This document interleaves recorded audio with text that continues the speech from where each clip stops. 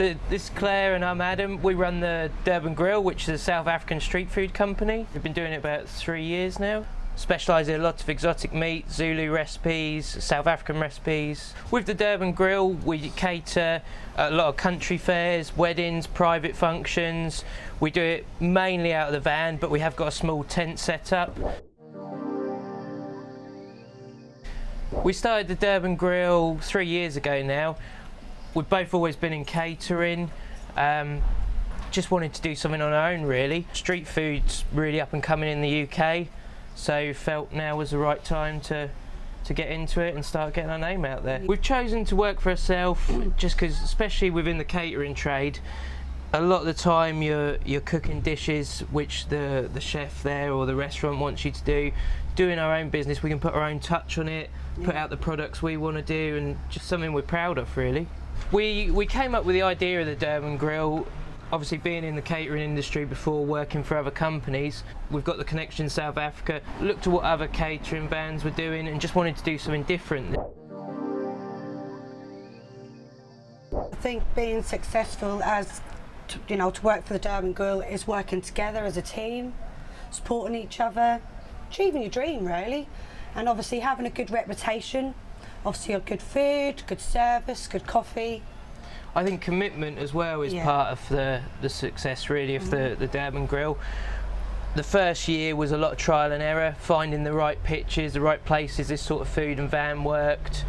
Second year, trying out a few new ones but keeping the ones from the previous year we knew worked, and now the third year we pretty much know the right place to be and where the food will sell. And I also think not jumping in too quick, just working your way up the ladder, just doing small little bits at a time rather than just jumping straight in.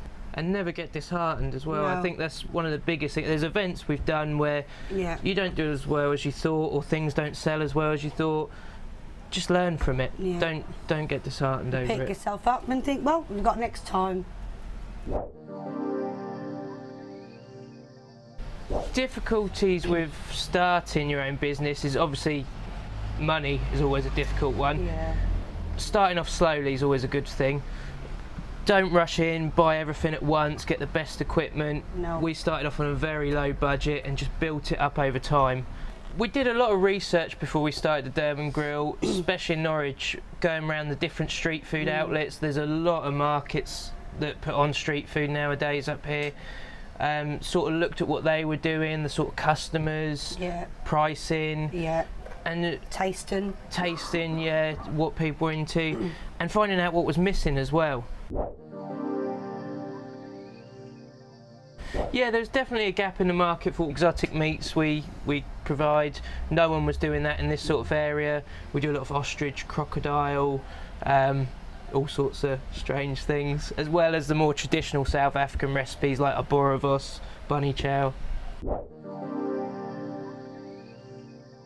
With the Durban Grill, we looked at going into more wedding sort of trade, so we wanted to expand that rather than just the catering. So we looked into stag do's and hen nights. We do various things like special I'm a Celebrity theme nights where we cook up scorpions, tarantulas, locusts, and usually do a 5 or 7 course set menu for them. So we have things like the locust ice cream. And people love it, they get really competitive, don't they? And at the end of it win a little award, so it's all nice and fun for people. When we started the business, there's a lot of health and safety involved, especially within catering. It's probably one of the hardest parts of the job. We'd had various qualifications from our previous jobs with catering, food hygiene, but there's a lot more when you're running a mobile business, like your gas checks, pat testing, all sorts. We use a company called NCAS that just took all the hassle away from us. They basically compile your folder, all your health and safety really checks. You let them know what you've got in your van and they work with you. Really supportive, really good company, weren't they? Really good. Small membership fee each month, but worth every penny for us. There's a lot of things with personal development when we started this. So confidence was a big thing for me. I'd always been out the back in jobs and needed to get more out the front and do something I love doing and showing people that I love doing it. It was hard at first, took a while to get used to it, but once you're confident in the product you're selling, I think it all Yeah. comes naturally after that.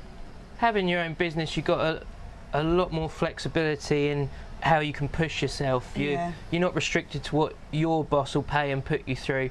I think you can pick and choose when the time's right and the financial situation's right to take that next step further, whether it's a qualification in something in your own time or just building up your own character, really.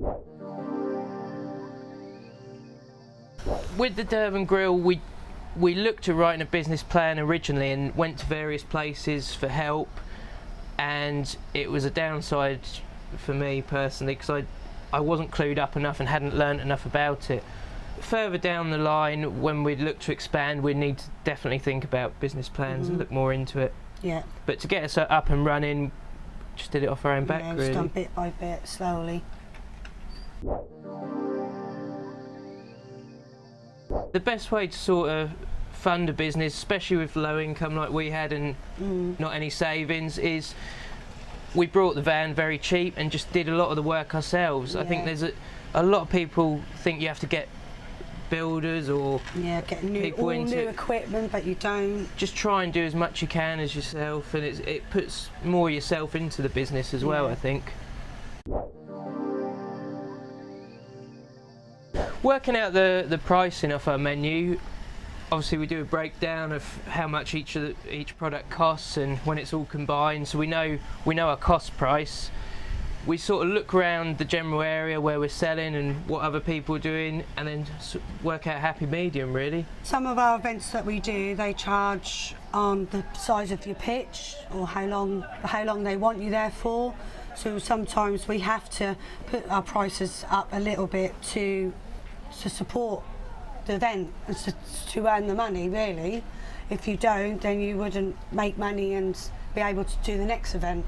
I think it's quite normal within this sort of trade. When you go around, you see different companies' prices do go up and down. That does reflect on how much they've paid to be at the actual venue, and customers appreciate that, especially if you're honest with them. If they question you, oh, why is it £1 or 50p more than last time? When you explain the situation, they're more than happy to help you out. The nature of the business, because a lot of the time in mobile catering you're out in the middle of a field or somewhere where there's no access to cash points, we looked at different options to get card payments on the van. Nowadays there's so many affordable, there's 5 or 6 companies I can think of off the top of my head that do device similar to this one.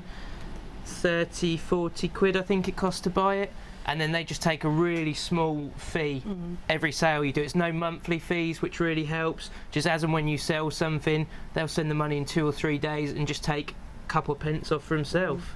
All these card machines run off your phone signal, so as long as you've got a good phone signal, or if there is Wi-Fi, it will run off that. Really good.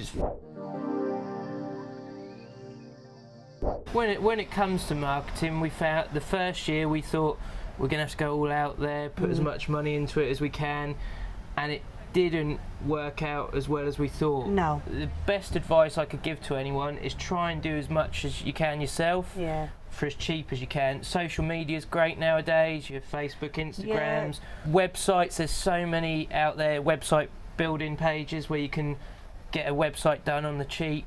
Leaflets. You do the design yourself. Leaflets, really cheap. Just as much as you can at a low cost, and word of mouth. Word of mouth's always the best. Just talk about your business as much as you can to people you meet. Just really try and get the name out there. And you tell one person about your business, if they like it and think it's good, they'll tell 10 others. When we started out, we put a lot of money into magazine articles, a lot of exhibitions where we weren't trading as such, just had the van as a demo and talking to people about our business. They were very pricey, and the worst bit was you can't see the comeback from it. You don't know what customers have come from that, whether the money was worth it. It's a lot better using things like your social media, where you get accounts of people that have clicked on your page. You've got a better idea what's happening. And 9 times out of 10, if someone's been on your Facebook or website, they'll come to the van and say, "Oh, we've seen you on Instagram." It's just talking to the public, really, talking to your customers that come up on the day and tell them where we are and what we do, and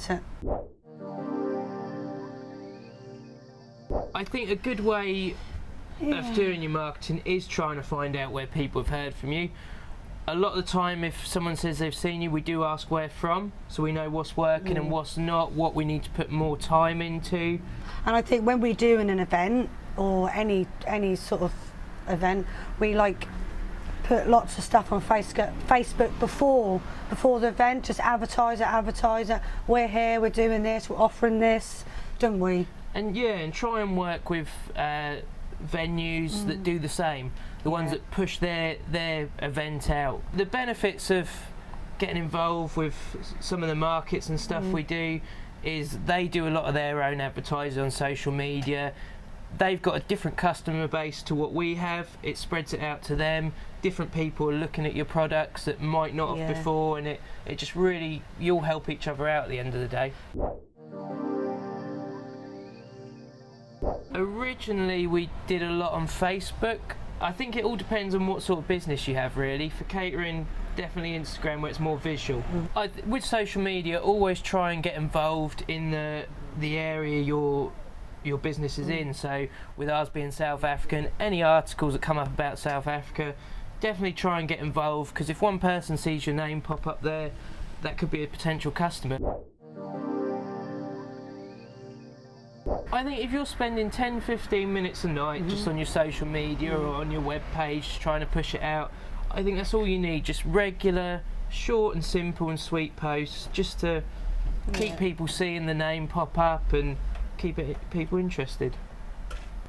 Another thing we use as well, we go around sort of like local places and we hand out leaflets as well, and we do our business cards, put them in different areas. In terms of leaflets, if you've got an event in a certain area coming up, try and get it out to as many places and let you put it out a few weeks before at least. I think putting them out too early, they get lost and people forget about them.